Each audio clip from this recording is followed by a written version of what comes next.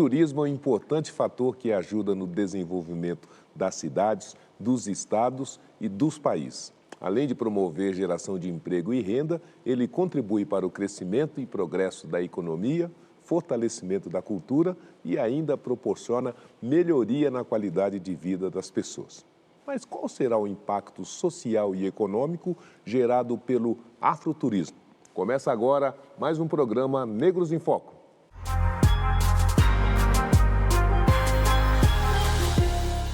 E para falar por que esse mercado tem crescido tanto no país, eu recebo o Uber Clemente, que é hoteleiro e fundador da startup Afroturismo Ruby, e também o jornalista, empresário e criador da plataforma Guia Negro, Guilherme Soares Dias. Muito obrigado pela gentileza da presença, sejam bem-vindos. Obrigado a você. Obrigado, prazer estar aqui. O que é afroturismo? É um turismo de experiência em que a pessoa vai focar na história e na cultura negra. E a gente do Guia Negro criou uma definição que afroturismo é afeto, porque é um turismo que te afeta e é feito com amor. É afronta, porque pessoas negras viajando juntas ainda não é a normalidade no turismo, infelizmente. E a gente é questionador também quando a gente chega nos espaços. E é futuro, porque as pessoas confundem muito o afroturismo com o afrofuturismo. E a gente fala que está tudo bem essa confusão, porque é a maneira como a gente vai viajar nesse futuro, e esse futuro já é agora. Pois é, mas tem afeto, tem afronta e tem até aversão. Como é, então, que esse trabalho consegue alcançar e cumprir seus objetivos? É um trabalho de resistência do povo negro. A gente tira férias, mas o racismo não. Então, a gente fala que primeiro é um trabalho também de construção, porque eu não vou desejar ir para o Quilombo de Palmares, em Alagoas, se eu nem sei que ele existe e que ele pode ser visitado. Então, a gente primeiro cria esse imaginário no turista, que aí é o turista geral, a pessoa branca, a pessoa negra, a pessoa indígena, e depois, quando ela está viajando, a gente cria possibilidades dela viver esse afroturismo em toda a sua essência e a gente sonha que essa pessoa também não sofra racismo enquanto ela está ali viajando, né? Agora, Uber, em grande medida, o herói negro, a cultura negra, ela, quando não é hostilizada, ela é apagada. Não é? Como é que a gente constrói, reconstrói, fortalece e dá visibilidade, então, a essa cultura para que esse público possa ter interesse em conhecê-la? O afroturismo, dentre os conceitos que ele tem principal, é conseguir resgatar ou até mesmo contar histórias inéditas da população negra dentro de um contexto de uma atividade turística, que fortalece muito esse conhecimento de uma conexão com uma história que muitas vezes nunca é contada ou nunca foi contada, né? O turismo tem esse poder. O objetivo é que grupos de negros possam ter interesse em conhecer monumentos em geral, espaços em geral, ou conhecer monumentos históricos relacionados ao negro? A gente tem como interesse, no geral, focar em locais, destinos e até monumentos que conte a nossa história, que hoje não é contada. Praticar esse turismo como uma forma de empoderamento e de reverter realmente o racismo estrutural através desse turismo, do afroturismo. Agora, o Guilherme, o que nós temos tido nessa agenda e tantas outras, né, no nosso país é a dificuldade de mapear, né? Essa é uma das finalidades do Guia Negro. A gente tem feito esse mapeamento de lugares de cultura negra, desses personagens. Acho que toda cidade, todo o estado do país tem um personagem negro que foi muito importante, mas que é pouco conhecido pela sua população. De falar dessa cultura negra que muitas vezes é patrimônio imaterial, né? Eu estou falando do samba, da capoeira. A cultura negra brasileira, ela toda bebe dessa fonte afro, né? Mas muitas vezes esses lugares não estão valorizados e não são visitados. Quando você vai para Pernambuco, por exemplo, nem sempre vão te levar para uma casa de maracatu. E estou dando um exemplo do maracatu, mas poderia estar dando milhões de outros. E quando a gente fala de mapeamentos, é uma coisa muito interessante. Primeiro que a gente tem uma ausência, né, um número muito pequeno de monumentos de pessoas negras. Em São Paulo, o número de monumentos ligados a pessoas negras não chega a 1% do total de monumentos da cidade. Sim. E quando a gente olha para o Brasil como todo, isso se repete. E o tamanho desses monumentos é muito pequeno. Então, eu falo de estátuas, de monumentos de 1, 2 metros. A gente não tem nenhum monumento no Brasil como um monumento que a gente tem no Senegal, que chama Monumento da Renascença Africana. É um monumento gigante. Eu estou aqui do Brasil sonhando em ir para lá tirar minha foto. Eu também. E eu acho que os monumentos causam isso na gente. Guilherme, nós temos, por exemplo, lá o ambiente, né, todo de Zumbi dos Palmares, na Serra da Barriga. Poucas pessoas sabem disso e muitas pessoas ainda não tiveram condições de visitar, né? Então, isso vem de encontro com essas limitações, essas dificuldades dificuldades. Com certeza, é uma informação que não chega para a gente, né? Então, o trabalho que a gente está criando hoje é de fazer com que essas informações sejam disseminadas, que todo mundo saiba, não só que o Quilombo dos Palmares existe, mas que cada cidade brasileira tem uma história negra pouco contada e que a gente precisa descobrir elas. Então, a gente está recontando essas histórias com protagonismo negro. Ô, Ruber, agora nós temos uma questão, que é esse, diríamos assim, elemento, né, cultural que está fora da área urbana, que está na área rural, por exemplo, os nossos mais de 4 mil quilombos, né, que poucos sabem onde se localiza a sua historicidade. Nós precisamos ter esse olhar e esse esforço? Com certeza a gente precisa ter esse olhar, e nós do afroturismo, né, como coletivo, a gente valoriza muito o afroturismo que está no nos interiores, vamos dizer assim, dos Brasis. E a gente faz um trabalho em conjunto com as comunidades quilombolas, com essas comunidades que são ali do interior, com uma cultura do interior mesmo, para que realmente a gente fortaleça, né, o que foram essas existências, essas histórias que tem ali e essas histórias que são contadas. Olha, mas resgatar a cultura negra, os costumes e a história por trás de cada muro é um dos principais objetivos das rotas turísticas que acontecem nas grandes cidades. É o caso da agência Sampa Negra, que leva grupos diversos e percorrem as ruas de São Paulo a conhecerem a história por um outro olhar. Vamos acompanhar.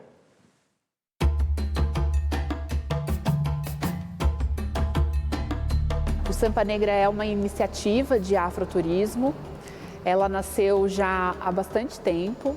O primeiro tour que eu construí e foi de forma coletiva, foi com outras pessoas. Eu me mudei faz pouco para São Paulo e eu gostaria de ter essa vivência da história da cultura negra pelos trajetos, pelos territórios da cidade, sabe? Não só um conhecimento que fosse branco, acadêmico, eurocêntrico, mas que fosse da vivência de gente preta e contada e falada e vivenciada por gente preta. Quando a gente trata sobre as memórias negras e quando eu trabalho com o Sampa Negra e eu pesquiso o turismo e o afroturismo na cidade de São Paulo, eu acredito que a gente precisa olhar por outra ótica. Prefiro acreditar que as nossas memórias elas foram tornadas subterrâneas, né? Elas estão ali esperando para serem recontadas, para serem desveladas. São Paulo é uma cidade de muitos rios e quilombos nascem geralmente ou quase sempre em torno de água. Eu gosto de 3 pontos da rota, né, desse roteiro. Um é a Paulista. Eu gosto de olhar para isso como um conflito mesmo. Então, por que é que a cidade conta essa história a partir da Avenida Paulista e o que é que a gente pode descobrir por debaixo dela? Eu gosto muito da Escadaria do Bexiga, porque na Escadaria do Bexiga eu consigo homenagear pessoas, instituições que contam sobre essa memória viva no bairro.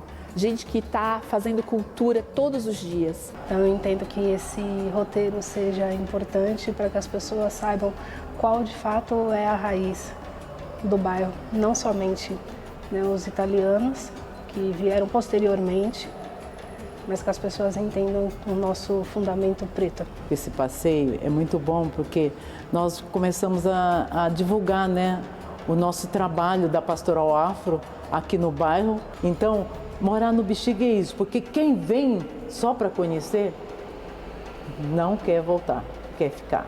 Então, olhar em volta e ver os grafites, por exemplo, a gente consegue entender quanto de vida e de cultura tem nesse bairro. O mais especial, o mais querido é a nascente do Rio Saracura, que eu costumo dizer que é o meu segredo. Eu não posso passar por aqui sem tocar nessa água. Ali, na nascente do Saracura, é importante para mim porque a gente fala de um bairro, de um quilombo que nasce nesse centro da cidade de São Paulo. É de um passado, um presente, tanto indígena quanto negro, que está aqui na calçada, está no teto da igreja, está nas cores dos santos no altar. E aí a gente vai lendo os símbolos da cidade de outra forma. Eu já saí do amo e odeio São Paulo. Eu amo. Embora eu denuncie as mazelas da cidade. Porque, na verdade, eu amo falar, eu amo contar e recontar, mas eu acho que eu mais gosto de escutar essas histórias que não são minhas, mas que encontram as minhas também.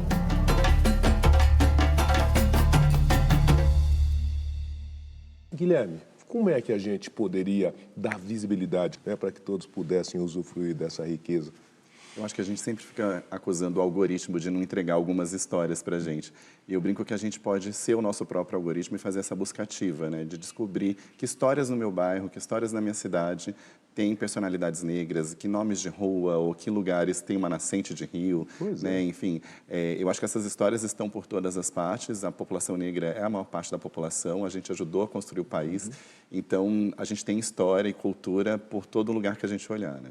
Agora, nós estamos, inclusive, no momento com um debate, uma discussão muito intensa aqui na cidade de São Paulo, porque justamente lá, né, no nosso quilombo da Saracura, fez-se as escavações do metrô e descobriu o que seria um cemitério, né, dos antigos escravos. Você acha correto? Você acha que é um caminho importante recuperar esses espaços, esses sítios? E, se for o caso, que a obra faça uma curva? Com certeza. E se ela não fizer uma curva, essa estação precisa ter esse nome, né, de Saracura Vai-Vai, para lembrar dessa história que está ali. E não só isso, né, ter uma estação que seja um museu, que essas peças estejam ali, que ela conte essa história e que tenha uma educação patrimonial para que as pessoas do bairro, as pessoas da cidade saibam dessa história. E a gente está brigando para que isso aconteça. Agora, Uber, quais outros equipamentos que tenha essa qualidade para chamar a atenção de um turista que queira conhecer a história do negro na cidade de São Paulo, por exemplo? Nós temos o Museu Afro-Brasil, um museu que conta com muita propriedade a história do negro brasileiro, né? Temos o Museu das Favelas, recém-inaugurado, que é super importante para contar as histórias das comunidades negras com um outro olhar, que geralmente é estereotipado quando a gente fala de Museu das Favelas, e a Capela dos Aflitos, que é super importante para a gente entender muito da nossa história negra aqui, que não é contada, né, da maneira como ela tinha que ser contada. E tem a Casa Preta Hub, por exemplo, porque ali mostra um local de empreendedorismo, de inovação, enfim, construído por mente negra, por pessoas negras que querem pensar esse afrofuturo. Então, são vários locais que são super importantes para esse conhecimento, de a gente empoderar os nossos através do afroturismo. Olha, você está convidado a conhecer e fazer o afroturismo, mas eu quero te convidar também, né, para conhecer no próximo bloco um brasileiro que decidiu dar a volta ao mundo e se tornar o primeiro negro a percorrer 196 países. Nós voltamos já já.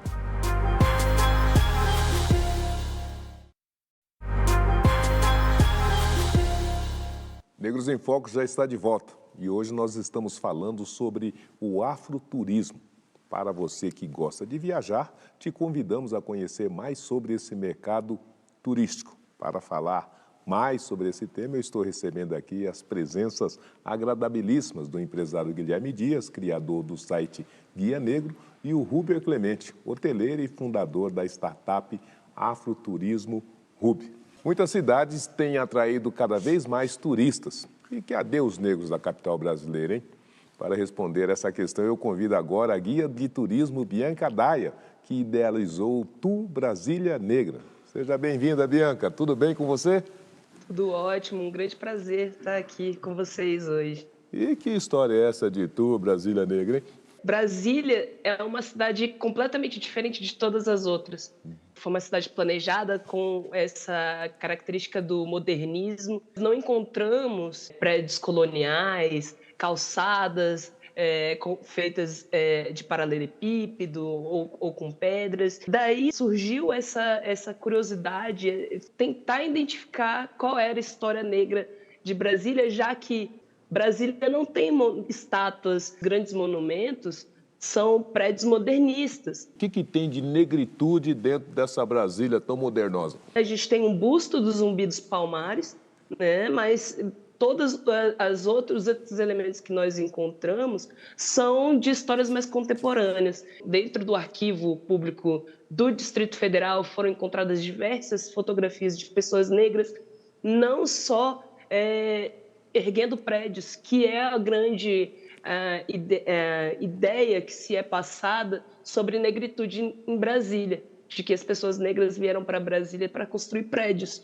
E o que acontece? A gente sabe que Brasília foi a cidade planejada e as outras cidades do Distrito Federal, elas surgem da resistência, né? Porque o JK, ele faz com que as pessoas venham para Brasília ajudar na construção, e assim que Brasília é inaugurada, existe como se fosse um despejo dessas pessoas, né? Voltem para suas terras. E essa história não é contada, as pessoas ficam extremamente impressionadas com isso, porque não foi isso que foi registrado na história. Então, todas as cidades como Ceilândia, Taguatinga, Samambaia, Sobradinho, Gama, são cidades frutos da resistência, principalmente das pessoas negras que não tiveram condições de voltar para suas terras porque elas foram chamadas para Brasília construir a capital da esperança. Que bom. Bianca, então quero desejar, né, muita boa sorte para você no seu trabalho, né, e torcer para que muito brevemente muitos negros queiram e tenham disposição e interesse para conhecer Brasília e todos os seus monumentos. Muito obrigada pelo convite, foi uma honra participar com vocês. Agora, Uber, essa história dela aí de despejo coletivo, depois que construiu Brasília, com despejo coletivo, depois que construiu o Brasil, te diz alguma coisa? Muita coisa, né? Muita coisa, porque o que acontece muito, que a gente resgata muito no afroturismo, é realmente a importância que nós, a população negra, tivemos na construção das cidades. Mas em algum momento ele acabar sendo expulso, né, a população sendo expulsa daquele local devido à especulação, devido à gentrificação e N coisas. E o afroturismo ajuda a resgatar essa história para falar que teve ali a mão negra que construiu aquele local, e aquele local só é o que é devido ao esforço do nosso povo. Que bom. Aliás, de acordo com a pesquisa de impacto econômico de 2023, divulgada pelo Conselho Mundial de Viagens em Turismo, a expectativa é que o setor movimente 9,5 trilhões nas economias dos países, representando 9,2% do PIB mundial.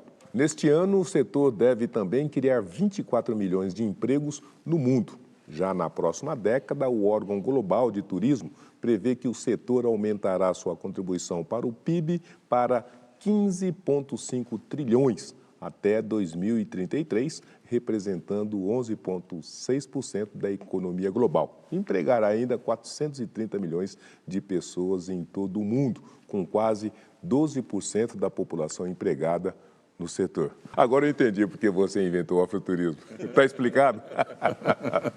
É um mercado imenso, né, que seguramente tem demandas para todos esses recortes possíveis de serem feitos dentro da cadeia do turismo. Não é isso, Guilherme? Com certeza. Quando a gente fala de afroturismo, a gente olha para um mercado gigante, de 56% da população.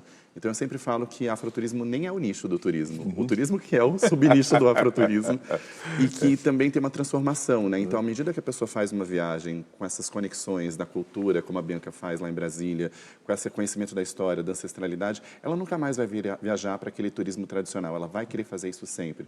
E é uma mudança, assim como aconteceu na estética, né? Que teve essa revolução e o setor teve que acompanhar, e o turismo está acontecendo isso. Aliás, eu vou convidar você para conhecer agora alguns dados do turismo que diz respeito ao nosso Brasil, e com isso a gente conhecer melhor esse mercado. Vamos lá. Segundo o IBGE, atividades ligadas ao setor de turismo registraram um faturamento de 208 bilhões de reais em 2022, uma alta de 28%. Só no transporte aéreo, o crescimento foi de 65,2%, faturando um total de 66 bilhões e meio de reais. Porém, devido à mudança do perfil do consumidor, que busca destinos de curta e média distâncias, o transporte terrestre também teve um aumento considerável, levando a um faturamento de 34 bilhões de reais.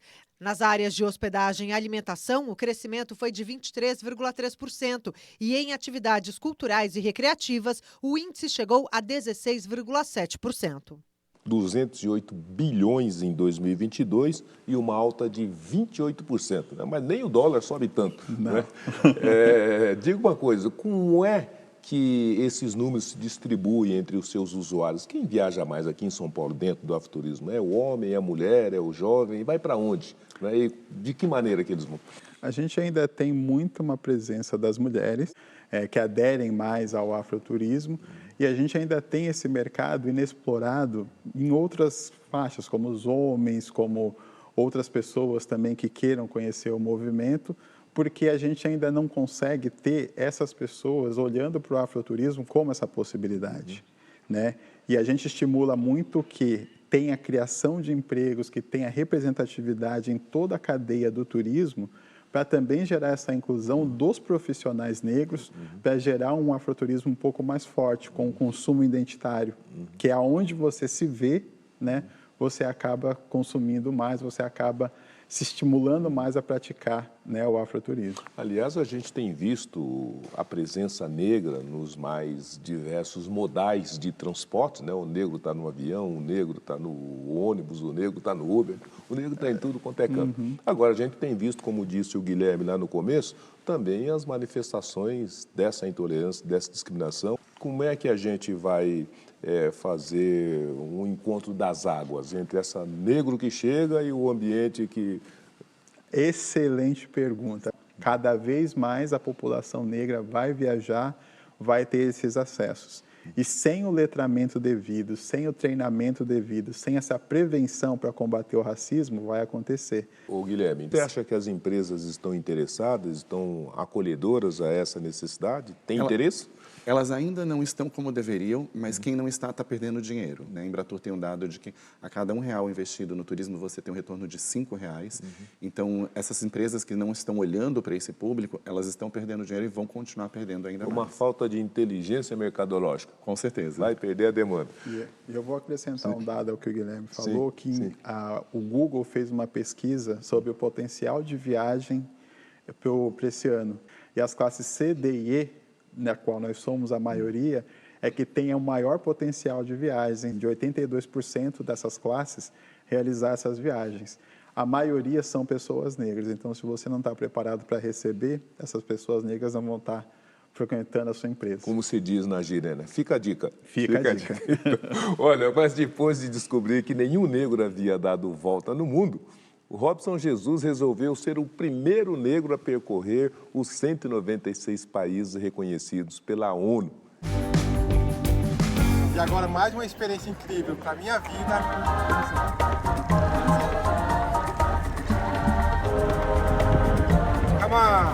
O que me motivou a viajar foi um pouco do meu sonho de criança.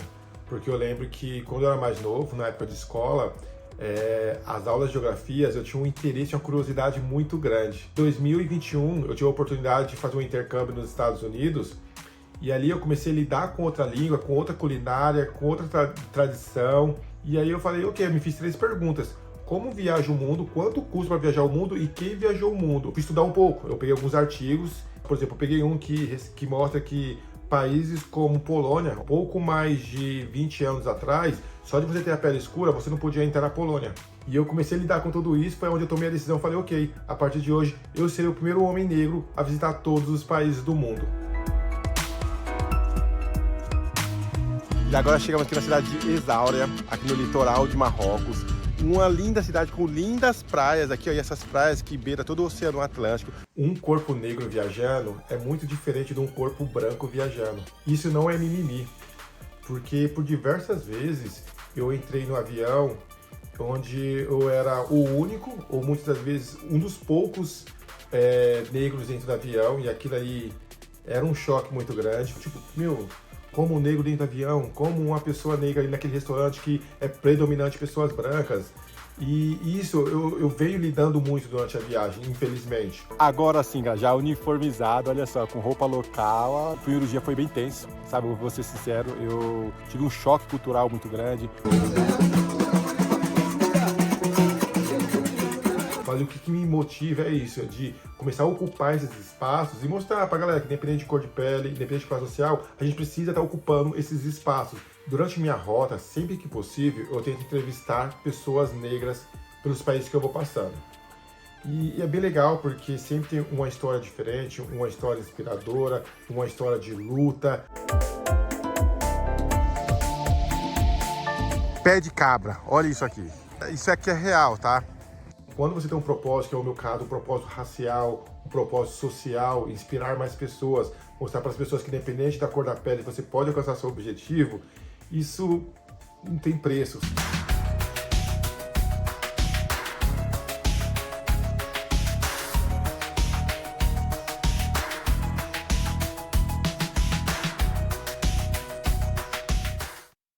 O que você achou, Rubens? Você gostaria de fazer essa viagem também? Ah, com certeza. Eu acho que um dos principais motivadores nossos de continuar no afroturismo, continuar lutando pelo afroturismo, é gerar essa liberdade. Agora, Guilherme, o lugar do negro é em qualquer lugar do mundo, é isso? Em qualquer lugar. Acho que o turismo também é planejamento. A gente fica achando que é muito distante da gente. Acho que a gente pode planejar, pode construir essas viagens. E a gente pode estar rodando o mundo como ele está fazendo. A gente pode estar aqui num programa de TV. A gente pode estar consumindo num restaurante que é considerado bacana. Então, a gente tem que fazer e ocupar esses lugares para que a gente seja normalidade também nesses lugares. Muitíssimo obrigado pela gentileza da presença de cada um de vocês. Obrigado e bora viajar juntos. Vamos todo mundo afroturistar. Então, vocês estão convidados a viajar juntos e afroturistar, não é? Por essas belezas maravilhosas da trajetória do negro em todo o mundo. Abraço a todos e até o nosso próximo programa Negros em Foco. Tchau.